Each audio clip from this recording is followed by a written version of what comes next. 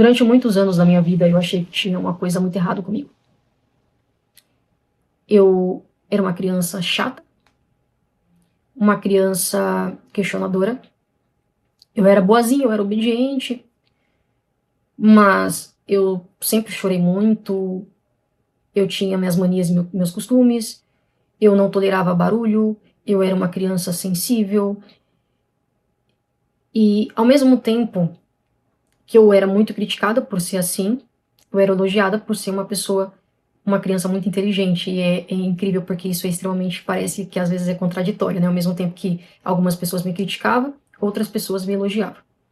Essa contradição me acompanhou ao longo da vida e foi apenas na fase adulta que eu descobri algo que mudou completamente a forma como eu enxergo a minha vida. E é sobre isso que eu vim conversar com vocês hoje. A minha história ela começa muito antes de tudo isso que eu falei. Um relato que eu sempre escuto é que eu era uma criança muito chata. Então eu chorava muito, muito.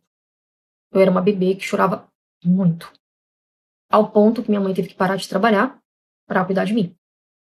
Então, e ao ponto também da minha mãe ter dificuldade de ir ao supermercado, ter dificuldade de fazer qualquer coisa, porque eu simplesmente não ficava com ninguém, eu simplesmente chorava.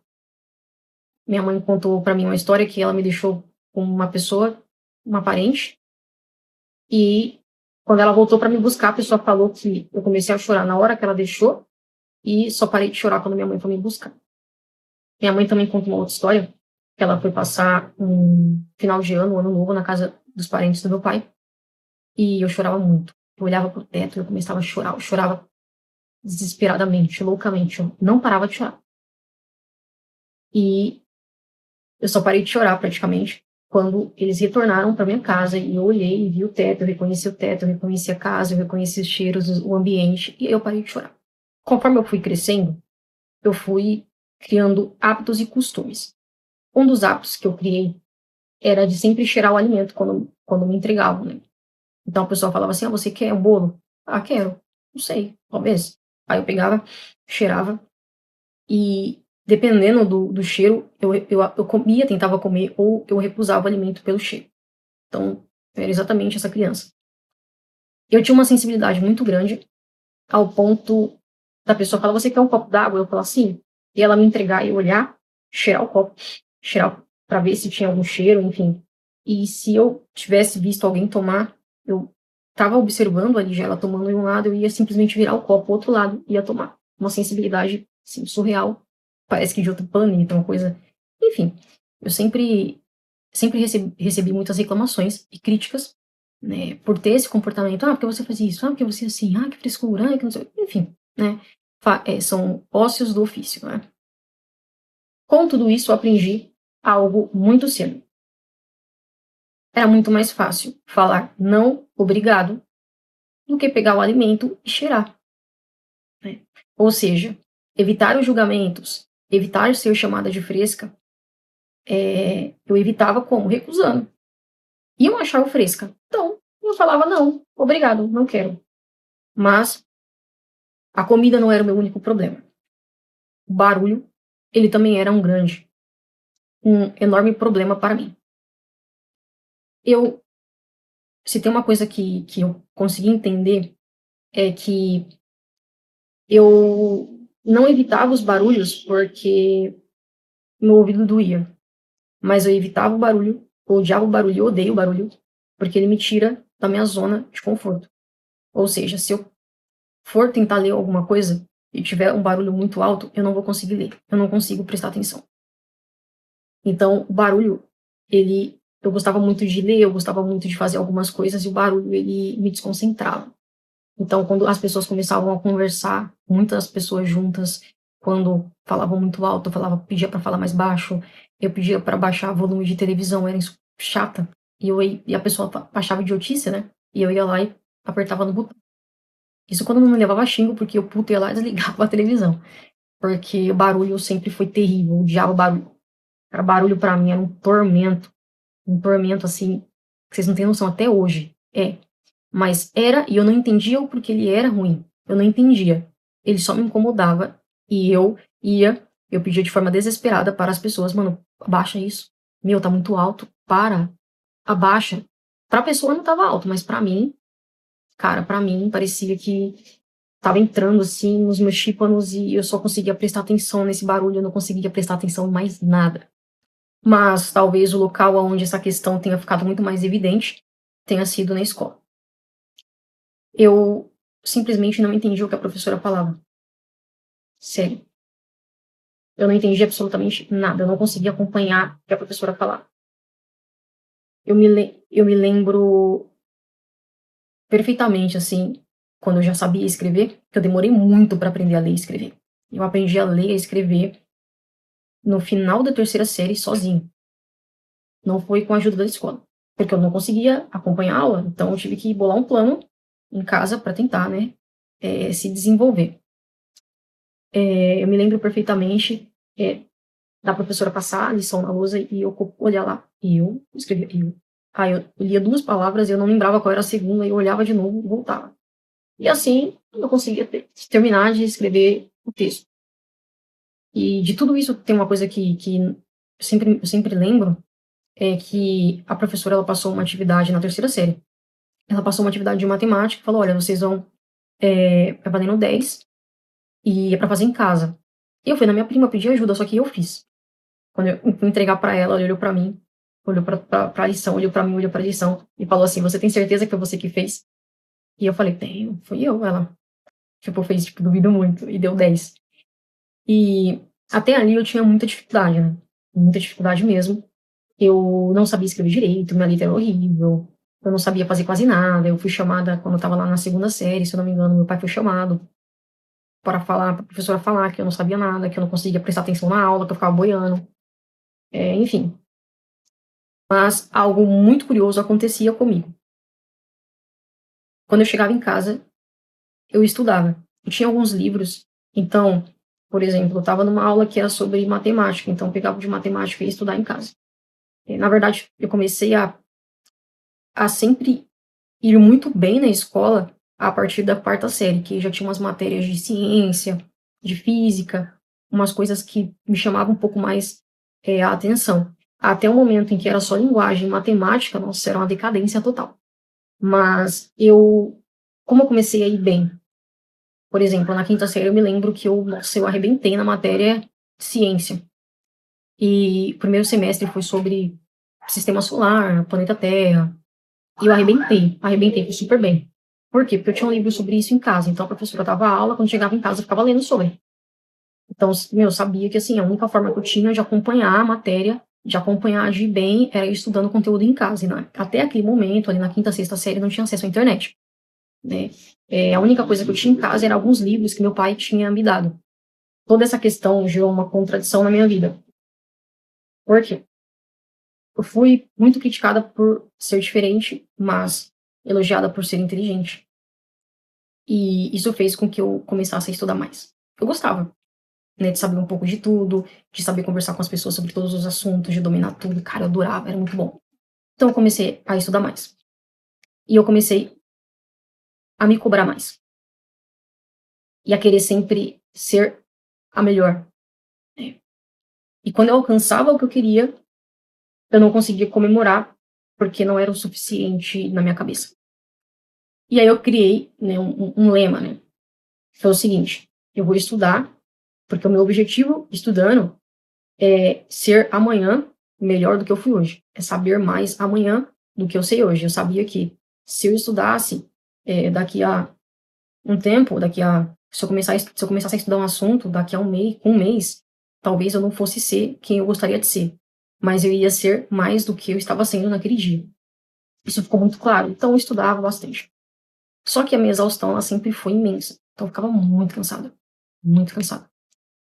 Ao ponto de eu me sentir culpada por ter que fazer longas pausas, mas pausas de desconexão, ao ponto de eu estar estudando aqui, ter que parar e focar em um jogo e ficar só no jogo.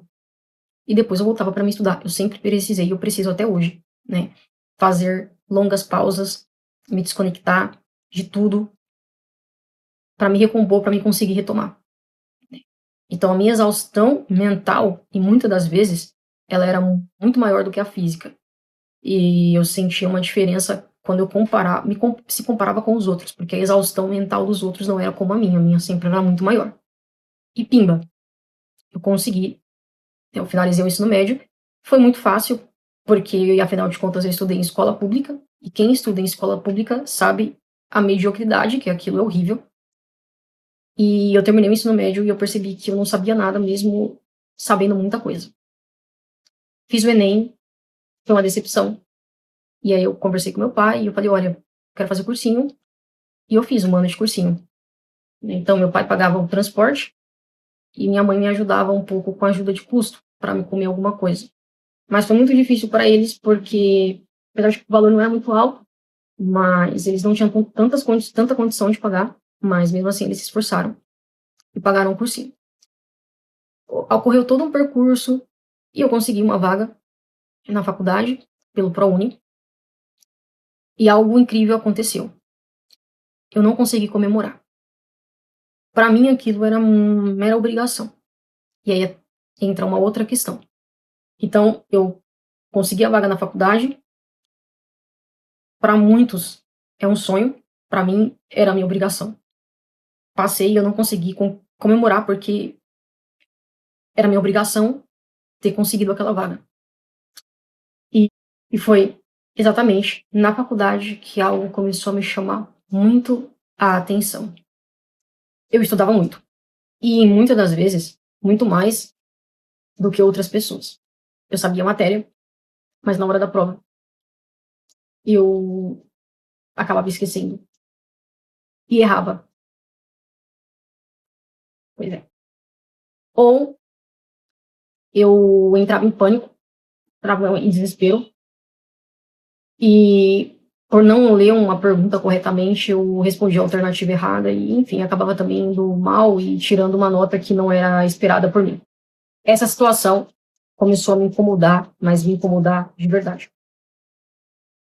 E foi ali que eu comecei a fazer muitas pesquisas sobre problemas de memória na adolescência, na fase adulta. E foi exatamente ali que eu comecei a pesquisar sobre Alzheimer precoce, enfim, sobre problemas de memória que acomete adolescentes, adultos. E aí, no meio das minhas pesquisas, eu achei o nome lá, TDAH. Caramba, transtorno de déficit de atenção e hiperatividade. E eu comecei a ler mais, e aí eu comecei a baixar artigos, a ler. Eu comecei a assimilar algumas informações, algumas coisas, lembrando que se autodiagnosticar, né, o autodiagnóstico, ele não é o correto, você não pode falar que você tem alguma coisa simplesmente porque você leu. Não se autorrotule. Procure profissionais da saúde para tentar se entender. Às vezes você não tem nada, ou às vezes você tem alguma coisa. E se você tem, se você tiver algo, é legal você descobrir, porque é libertador. E o mais interessante é que eu criei um hiperfoco terrível. Uma coisa que eu tenho, sempre tive, e eu não comentei, mas é o meu hiperfoco. O meu hiperfoco é altíssimo. Eu consigo começar alguma coisa e não parar. Eu, não, eu demorei muito para desenvolver um autocontrole aonde eu consigo virar e falar assim, não chega, vamos parar, vamos dar uma pausa. Mas quando eu era mais nova eu não conseguia. Inclusive eu tenho uma lesão na coluna por não ter conseguido parar de jogar um jogo. Então doía, mas eu não conseguia parar, eu não tinha autocontrole. Eu desenvolvi isso com o tempo. Eu comecei a ver padrões em mim que se assemelhava àqueles sintomas, né, de déficit de atenção. Eu comecei a ler livros, eu comecei a analisar minha infância. E o mais engraçado é que eu comecei a analisar, por exemplo, a minha mãe. Cara, minha mãe é muito. Nossa, cara, eu olho e falo, meu Deus do céu. Meu Deus. Quero ficar assim, não. Eu tenho que fazer alguma coisa antes de ficar assim. Porque, por exemplo, a minha mãe, ela é uma pessoa, um adendo, né? Ela é uma pessoa desatenta. E é uma coisa interessante falar, porque, para mim, por conta da minha mãe, que eu convivia com ela, sempre foi normal perder chave em casa, esquecer as coisas, se esbarrar, derrubar. Normal, é algo que estava ali no meu dia a dia. Só que com o passar do tempo eu fui entendendo que na verdade não é tão normal. Mas uma coisa que, por exemplo, minha mãe tem e que eu consigo controlar muito bem é uma impulsividade. Minha mãe, ela não consegue se segurar, ela fala mesmo, ela tá nem aí. E às vezes, ela acaba falando alguma coisa, ela já teve um problema com um parente de virar para ele e falar as famosas verdades, quando na verdade ela tinha que ter ficado quieta. E aí ela gerou toda uma fofoca, toda uma situação em algo que ela nem queria. Foi sem querer, mas aconteceu. Então eu comecei a enxergar padrões no meu irmão, padrões em alguns primos, padrões em alguns tios, tias, padrões nos meus avós, em um deles. E aí eu, caraca, meu Deus, que doideira. Porque o meu avô, ele é um cara desatento. Mas, por exemplo, a minha avó, ela é uma pessoa extremamente impulsiva. Ela fala mesmo, tá? Nem aí. Meu avô era esquecido, minha avó, Jesus. Não tô criticando minha avó, amo minha avó. Mas, enfim. E aí eu fui enxergando padrões e eu vi em mim também coisas que estavam dentro daquilo e, caralho, meu Deus, que doideira, que loucura. Eu contei toda a minha história, né? Contei todos esses detalhes da minha história para justamente chegar exatamente no que eu vou dizer agora. E eu peço que você preste muita atenção no que eu vou falar. Eu venho de um lugar de onde a saúde mental não é acessível, nem um pouco acessível. Não era, não é, talvez não seja acessível, talvez nunca seja acessível. Eu sou nascida e criada na periferia do estado de São Paulo, especificamente falando na zona leste de São Paulo. Ou seja, eu sou da quebrada, vim da periferia, e eu venho de um lugar onde as pessoas tratam problemas psicológicos com oração. E aqui não é que a fé seja ruim, mas as pessoas tratam problemas psicológicos com oração, porque o acesso à saúde mental é quase que inacessível. Ou seja, na periferia, muitas crianças crescem com TDAH, dislexia, com problemas, enfim, não com um problema mental, mas às vezes com alguma anormalidade.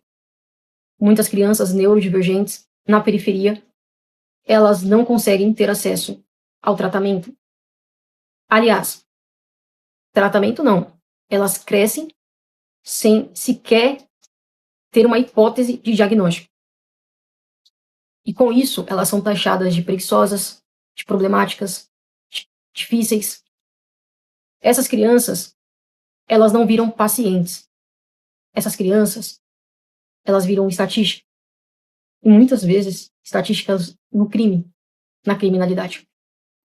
Hoje, eu entendo os meus limites. E eu aprendi a respeitá-los.